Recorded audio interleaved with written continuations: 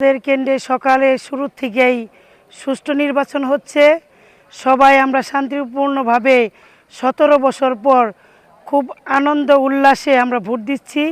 আমাদের প্রার্থী খন্দকার আব্বাস পাক ভাই বিজয় হবে ইনশাল্লাহ। আমরা বিজয়ের মালা নিয়ে সবাই কালকে আনন্দ উল্লাসে মিছিল করব।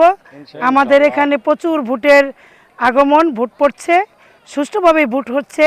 এখানে কেউ কাউকে ভয়ভীতি নাই, কোনো সমস্যা নাই।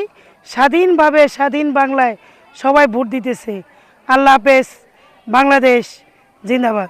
ইনশাল্লাহ আমাদের ভোট কেন্দ্রের সার্বিক পরিস্থিতি অনেক ভালো, সুষ্ঠুভাবে নির্বাচন সম্পন্ন হচ্ছে। ভোটার উপস্থিতিও ইনশাল্লাহ বাড়তেছে, যত দিন বাড়তেছে ভোটার উপস্থিতিও বাড়তেছে। সার্বিক দিক থেকে পরিস্থিতি অনেক ভালো।